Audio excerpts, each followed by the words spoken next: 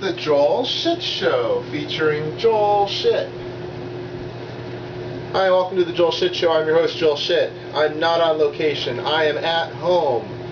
I just flew in from Reno, and boy, are my arms tired. Actually, I drove and it snowed. I'll talk about that tomorrow, though, if I remember. Yesterday, woke up, went to Atlantis for the Mother's Day brunch at Toucan Charlie's Buffet. And it was overpriced because it was a holiday, but it was still good. Maybe not so much of a value for the price, but it was a holiday, so what are you going to do? I only had station food. I had a spinach salad, I had an omelet, and I had a Mongolian grill. And then it was time to leave because it was time for the Northern Nevada State Poker Championship main event number 11 at the Peppermill. I was one of 138 people that bought in, and about an hour and a half in, this guy who kept raising under the gun about 10 times the big blind, causing everyone to fold, did it again.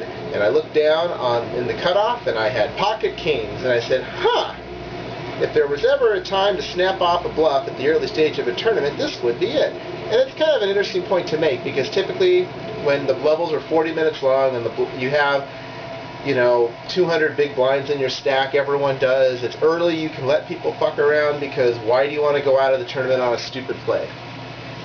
But I looked down at these kings and I said, oh boy. So I called. He had ace king. And you think, oh, what luck, you got him dominated. Well, yes, it's true. But here's the thing, not really dominated. Dominated is when you have a different kicker. I guess, yes, we each had a different kicker. His was actually higher, of course, but my kicker matched the original card.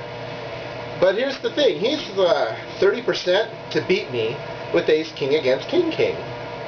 Because he's going to get an ace on the board 30% of the time. Well, that is a stupid risk. You do not risk your entire stack when you're still in level 2 or level 3 of a day-long tournament just because you have a 70% edge. That is stupid. Luckily, he didn't get an ace. The board almost had a straight, and we would have split the pot, would have been fine. But instead I knocked him out, and now I had a dominating stack. I did not win another hand of note for the rest of the tournament. I bluffed a couple of pots. I wasn't completely card dead like the day before.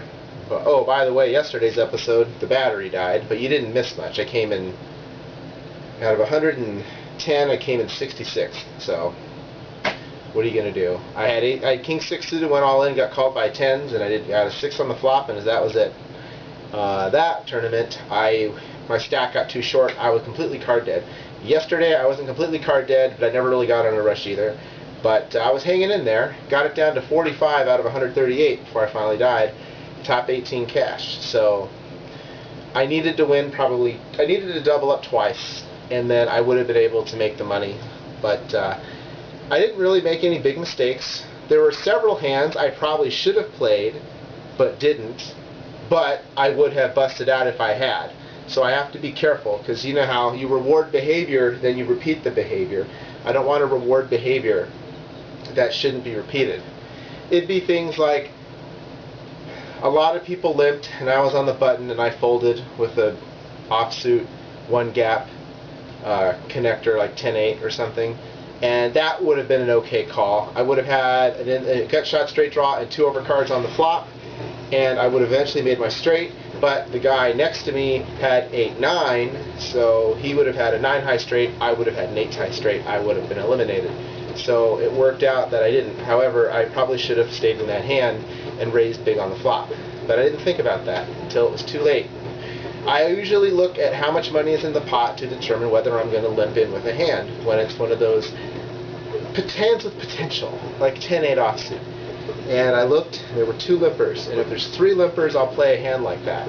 But I forgot about the antes. The antes relative to the size of the blinds were quite high, and so there was, I would say that there was 1,800 in the pot, and I only had to call 400. So I should have gone, and I should have called, but I didn't, and I would have busted out. So it allowed me to play longer. I made it through the dinner break. I made it through the second intermission, second break, and at 7:45, that was it. So I went to the whirlpool tub, and sat in it for half an hour and watched The Simpsons and the Cleveland Show. And then I went down to the buffet and had the rest of the Mother's Day buffet because I hadn't eaten since the one that morning at the Atlantis. This was the peppermill one I had at night. It was all right. It wasn't worth $35, but it was all right. Oh wait, $26.88. It wasn't worth $27, but it was all right. And they wouldn't take the stupid coupon they gave me when I bought into the tournament, which is supposed to give you a food comp, but because it was a holiday, no one took the food comp. That is just a bad coincidence, but it is still something that they should have considered.